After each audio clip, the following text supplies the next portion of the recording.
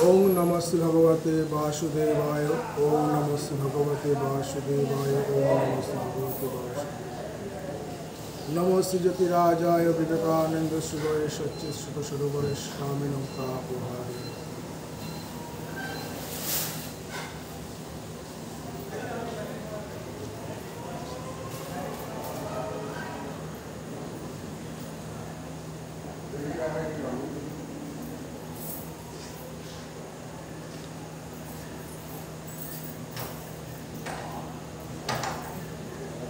स्वामी विवेकानंदेर लेखा पुनरुज्जीवनेर उपाय। अतएव पुनर्जीवन कारा पाय सेटा निये आजके आलोचना करब।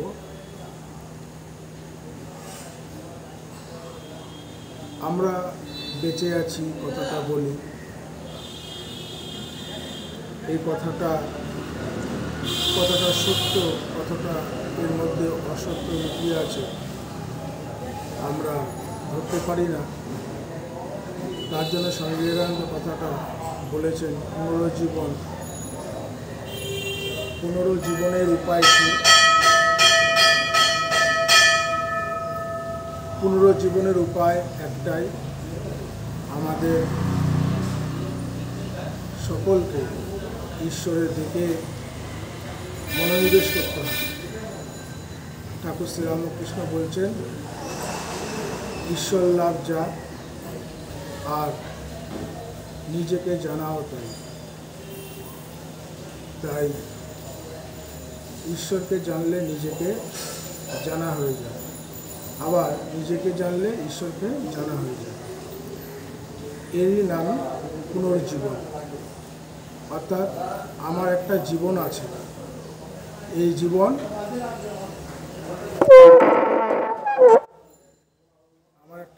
আছে, এই জীবন কিসের?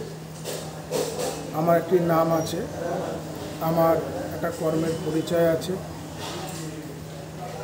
আমার একটি উপাধি আছে, আমার গোত্র আছে। এই যে আমাদের এই জগতে পৃথিবীতে আমরা এসেছি, আমরা প্রত্যেকে পৃথিবীতে এসেছি। আমরা এর আগে কোথায় ছিলাম আমাদের স্মৃতি ভ্রষ্ট হয়ে গেছে। গীতাতে বলছে না, ভগবান শ্রীকৃষ্ণ অর্জুনকে বলছে যে হে অর্জুন, তোমার আমার দেহ এই নিয়ে অনেকবার আসা যাওয়া হলো, শুধু তোমার স্মৃতিতে নেই, আমার স্মৃতিতে আছে। তাই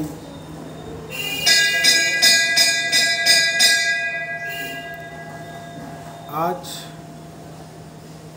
সকালবেলা বারাসাত কামাখ্যা মন্দির, এখানে মা খুব জাগ্রত। কথাটা খুব প্রচলিত আছে। জাগ্রত কথা অর্থ হলো যেখানে আসলে পরে পুনর্জীবন পাওয়া যায়। আমরা পুনর্জীবন বহুবার পেয়েছি বিভিন্ন ক্ষেত্রে, সেগুলো হয়তো মনে রেখেছি কিছু কিছু, বা কিছু কিছু ভুলেও গিয়েছি। ধরিয়ে দিলে আমরা বলবো হ্যাঁ হ্যাঁ ঠিক ঠিক। কিন্তু স্বামী বিবেকানন্দ যে পুনর্জীবনের কথা বলছেন, সেটা হচ্ছে আমাদের আত্মজ্ঞান লাভ করতে হবে। আমরা যে মনুষ্য দেহ ধারণ করে এসেছি, সেই মনুষ্য দেহ যাতে নষ্ট না হয়ে যায়। আমরা ভাবি এই দেহ ছেড়ে গেলে পরে দেহ নষ্ট হয়ে যায়, এটা ঠিক। দেহ নষ্ট হয়ে যায় সংস্কার বশত, কেউ কেউ কবরে যায়, কারো দেহ আবার অগ্নিতে দাহ করা হয়। আবার প্রচলিত আছে কারোর মধ্যে নাকি এই দেহকে খণ্ড বিখণ্ড করে টুকরো টুকরো করে চিল শকুন বা বিভিন্ন যারা মাংসাশী পক্ষী তাদের দেওয়া হয়। তা এটা হচ্ছে একটা সংস্কার। তা এখানে দেখা যায় এই সংস্কার অনুযায়ী আমাদের দেহ কী হয়, দেহ নষ্ট হয়ে যায়। অর্থাৎ সেইভাবে বেদান্তের অদ্বৈত বিচারে এই দেহ নষ্ট হয় না, কারণ এই দেহটাও ব্রহ্ম। সর্ব খলিদম ব্রহ্ম, সর্ব খলিদম ব্রহ্ম। তাই সর্ব খলিদম ব্রহ্ম কথাটা যদি আমাদের শাস্ত্রে দলিল হিসাবে লিপিবদ্ধ থাকে, এটা যেই অনুভব করুক না কেন, যেভাবে বলুক না কেন, লিখিত করে গেছেন, অতএব কথাটি সত্য। এর আগের ভিডিওটিতে আমি বলেছিলাম যে বাক্যই হচ্ছে সত্য, বাক্যই ব্রহ্ম। তাই আমাদের প্রত্যেকটা কর্মের উপরে আমাদের আস্থা রাখতে হবে। আমরা যে যাই কর্ম করি না কেন, যে পেশায় ব্রাহ্মণ, সে নিষ্ঠা সহকারে পুজো অর্চনা, বেদ পাঠ, পঠন পাঠন, যজন যাজন ইত্যাদি যে নবগুণে ব্রাহ্মণ 9টা গুণ অবশ্যই পালন করবে সকাল থেকে এবং রাত শুতে যাওয়া পর্যন্ত, এবং শুয়ে শুয়েও সে নবগুণের সেই আচরণ মনে করতে থাকবে। এর নাম ব্রাহ্মণ। এবং এই আচরণ দেখে কেউ যদি অনুপ্রাণিত হয়, তখন তিনি হয় আচার্য। একজন থেকে 100 জন যখন 108 পার হয়ে যায়, তখন সে হয়ে যায় বিশ্ব আচার্য। বিশ্ব আচার্য আর আচার্যের মধ্যে পার্থক্য এটাই যে আচার্য শুধু কয়েকজনকে মন্ত্রদান করতে পারে, আর বিশ্ব আচার্য তার কথা শুনে সবাই তার ভেতরে অনুপ্রাণিত হতে থাকে যে আমিও ঈশ্বর লাভ করব। অর্থাৎ সকালবেলা উঠে বারাসাতে যে কামাখ্যা মন্দির আছে, বা আমার আশেপাশে যে সংলগ্ন বাড়ির আশেপাশে যে সংলগ্ন মন্দির আছে, বা আমার বাড়িতে নিজের বাড়িতে একটি গৃহ আছে, মন্দির বা ঠাকুরের ঘর আছে, সেখানে বসে ধ্যান করব এবং জপ তপ করব বলে করলে কি হয়, করলে হলো আত্মজ্ঞান লাভ হয়। করলে আত্মজ্ঞান লাভ হয়। বলছে এই জন্মে আমার আত্মজ্ঞান লাভ হবে, বলছে এমন কোনো গ্যারান্টি নেই, তুমি করে যাও, ফলের আশা করো না। ভগবান শ্রীকৃষ্ণ গীতাতে পরিষ্কার বলছেন যে হে অর্জুন, তুমি কর্ম করো, কিন্তু কর্ম করবে কার নির্দেশে? তুমি আমার নির্দেশেই, আমার উপদেশ অনুযায়ী, আমার বলা অনুযায়ী তুমি সমস্ত কর্ম করো, এবং এই সমস্ত কর্মফল তুমি আমাকে নিবেদন করবে। তা আমরাও যদি সকল কর্ম যদি আমরা ভগবানকে নিবেদন করি এবং সমস্ত কর্মফল থেকে যদি আমরা মুক্ত পেতে চাই, তাহলে সর্বপ্রথম আমাদের কর্মফলকে তার শ্রীচরণে অর্পণ করতে হবে। কিন্তু আমরা তো সেটা অভ্যস্ত নই। কেন অভ্যস্ত নই? কেন আমরা যখন ভালো কিছু কাজ করি, যদি সুফল হয়, তাহলে বলি আমি করেছি, এই বাড়িটা আমি করেছি, এই মন্দিরটা আমি করেছি, এই যে সুন্দর যে বিগ্রহ দেখছো সামনে, যে গোপাল বিগ্রহ, এই গোপাল বিগ্রহ আমি তৈরি করেছি, আমি কিনে নিয়ে এসেছি অযোধ্যা থেকে, আমি রামের শিলামূর্তি নিয়ে এসেছি। এই যে আমি করি, এই আমি হলো বোকামি বা কাঁচা আমি। বোকা আমি বা কাঁচা আমি। বোকা অর্থাৎ যে অর্থাৎ ব্রহ্মকে এখনও জানেনি, যে কালীর পায়ে নিজেকে সমর্পণ করে, কালীকে, যে কালকে হরণ করে, অর্থাৎ কালকে যিনি নির্ধারিত করেন, তিনি হচ্ছেন মহাকালী, কালী। আমরা কালী পুজো করি, কালী মন্দিরে যাই, কালী মার সামনে বসি, তার তো বিভিন্ন রূপ, বিভিন্ন তার ভাব। একটা কথা কি, সবচেয়ে বড় কথা হচ্ছে, আমি এসেছি মন্দিরে কার কাছে? মায়ের কাছে। এখানে এসে দেখলাম একটা শিব মন্দির আছে, আবার রাধাকৃষ্ণ মন্দির আছে।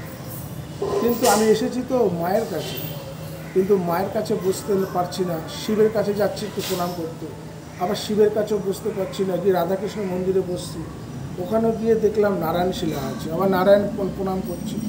এই যে মন বিভক্ত হয়ে যাচ্ছে, এই মনকে যে বিভক্ত করছে, এটা খারাপ নয়, এটা খারাপ নয়। কেন ভ্রান্তি রূপে সংস্থিতা নমতস্যই নমতস্যই নমতস্যই নমঃ। যদি এর ভেতরে যদি কোনো ভুল হয়ে থাকে, যে এখানে কামাখ্যা মন্দিরে এসে অনেকগুলো দেবদেবীকে দেখার পরে আমার মন চঞ্চল হচ্ছে কিসের দিকে, যদি দেখা যায় আমার এখানে এসে মন এখনও আমার যে কর্মস্থল, আমার যে আলুর ব্যবসা, সেই আলুর ব্যবসার দিকেই পড়ে আছে, তাহলে ভাই তুমি আলুর ব্যবসা করতে চলে যাও, এখানে বসে যারা পাঠ শুনছে তাদের ডিস্টার্ব করো। এটা ধরিয়ে দেয় সাধু মহাত্মারা, যারা তাদের কাজই হচ্ছে মানুষকে ঈশ্বরীয় কথা শোনানো, ঈশ্বরীয় কথা বলা। কারণ পৃথিবীতে তিনি এসেছেন মানুষকে ঈশ্বরীয় কথা বলতে। সবাই ঈশ্বরের কথা শুনতে চায়, কিন্তু অনেকেই বলতে চায় না। বলতে গেলে লজ্জা লাগে। সব জানে, সে ছোট থেকে অনেক মঠ মন্দির করেছে। সকাল হতেই কামাখ্যা মন্দির বা আশেপাশে যে মন্দির পায়, কোথাও ঘুরতে গেলেও সেখানেও চলে যায়।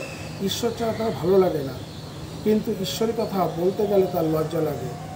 এখানে বোঝা যাচ্ছে তিনি হচ্ছে সাধারণ মানুষ, আর যিনি ঈশ্বরের কথা বলতে লজ্জা পায় না, তিনি হচ্ছেন ঈশ্বরীয় দূত।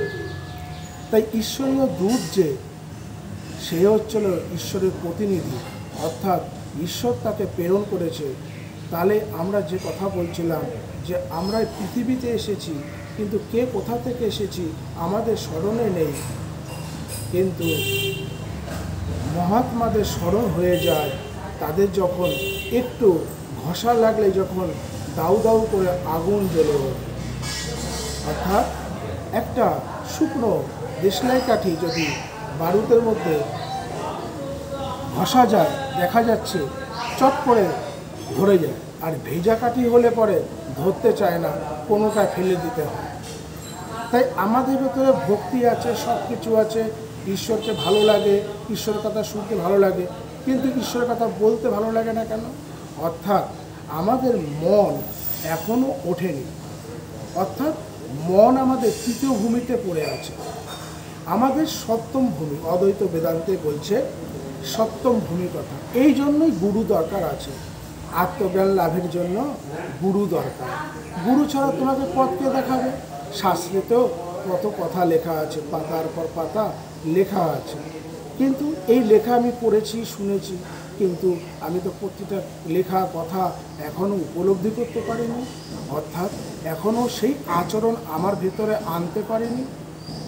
যখন উপলব্ধি হবে ঈশ্বরকে, তখন ঈশ্বরই বই, অন্য চিন্তা ভাবনা আসবে না।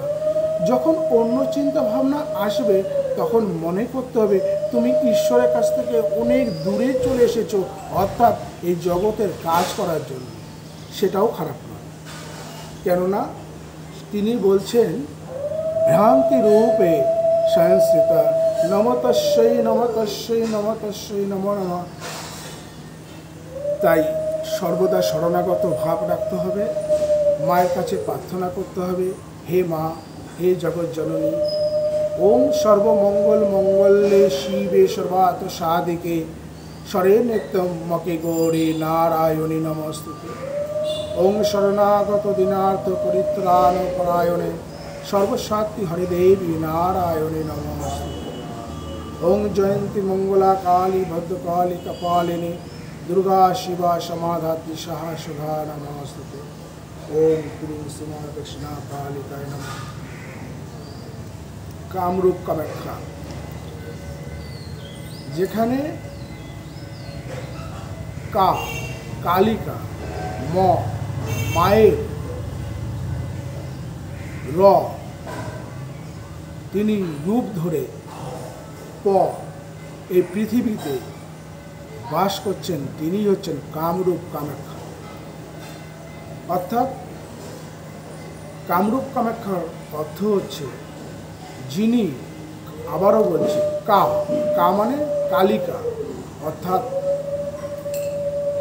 এই কালকে যিনি নির্ধারিত করেন, এই কালকে যিনি সবসময় নিজের আয়ত্তে রাখছেন, যে মা, অর্থাৎ মা, সেই মা যার অনন্ত, যার কখনোই অন্ত করতে নেই, সেই মা রূপ ধরেছেন পৃথিবীতে। এই পৃথিবীতে তিনি বাস করছেন মা রূপে, তাই তিনি কামরূপ কামাখ্যা। তাই মায়ের অর্থ বেশি বিশ্লেষণ করতে নেই, মাকে বিশ্লেষণ করতে নেই। এই জগৎকে ধারণ করে আছেন একমাত্র মা। তাই মায়ের শরণাগত আমাদের সকাল থেকে রাত পর্যন্ত হওয়া উচিত। তাই হে গোবিন্দ, তোমার কাছে প্রার্থনা করি আমি যেন কখনোই মা ছাড়া না হই। অর্থাৎ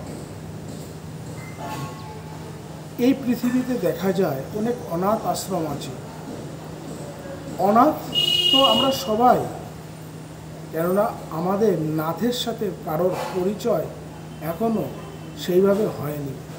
অর্থাৎ রাজাকে সবাই চিনি, রাজাকে দেখেছিও বটে, রাজার সাথে হয়তো শয়নও করেছি, কিন্তু রাজা যে আমারই রাজা, অর্থাৎ রাজা থেকেই আমি রাজারই প্রজা, আমি রাজারই সৃষ্টি, আবার রাজা চাইলে আমাকে ধ্বংস করে দিতে পারে, যেমন পালন করছে। তাই এইটা যখন আমরা বুঝে নিতে পারবো, তখন আমরা নাথের সাথে পরিচয় গেল, তখন আমরা কেউ অনাথ নেই। কিন্তু জাগতিকভাবে দেখা যায় যে ছেলে মেয়েটি বাবা বা অর্থাৎ মা, যে কোনো একজন যদি ছোট থেকেই না থাকে, তখনও তাকে অনাথ বলা যায় না। কিন্তু যার দুজনেই নেই, বাবাও পরিচয় নেই, মায়েরও পরিচয় নেই, তিনি কে, কোথা থেকে এসেছেন, কী করতেছেন, তাকেই বলা হয় অনাথ। কিন্তু আমরা যে অনাথ আশ্রমগুলো দেখি, এগুলো অ্যাকচুয়ালি অনাথ নয়, কেন প্রত্যেকের কারোর না কারোর বাবা মা অবশ্যই আছেন। এটা পৃথিবীতে তিনি কী করে জন্মগ্রহণ করলেন? তাই এই পৃথিবীতে যিনি সর্ব নারীর মধ্যে মা রূপে বিরাজ করছেন, সর্ব পুরুষ দেহেতে তিনি বিরাজ করছেন বাবা রূপে, এক মা, সেই কামরূপ কামাখ্যা এই পৃথিবীতে আবির্ভূত খুব পরিমাণে। আর সেই কামরূপ কামাখ্যার প্রতিচ্ছবি বারাসাত আমরা এই কামাখ্যা মন্দিরে আসলে দেখতে পাই। তাই যারা যারা এখনও কামরূপ কামাখ্যা যাননি, তারা অন্তত বারাসাতে কামরূপ কামাখ্যা এসে ঘুরে যাবেন। আর যারা গিয়েছিলেন, এখনও বারাসাতে কামরূপ কামাখ্যা আসেননি, তারা একবার আমাদের বারাসাত মা কামাখ্যাকে দর্শন করে যাবেন, কেননা এখানে বিগ্রহ রূপে তিনি পূজিত হচ্ছেন। আসুন সকাল সকাল আমরা ঈশ্বরী কথা আলোচনা করি। এরকম ঈশ্বরী কথা শুনতে প্রতিদিন আমাদের সাথে থাকুন, ভালো লাগবে। হরি ওম তৎসৎ, হরি ওম তৎসৎ, হরি ওম।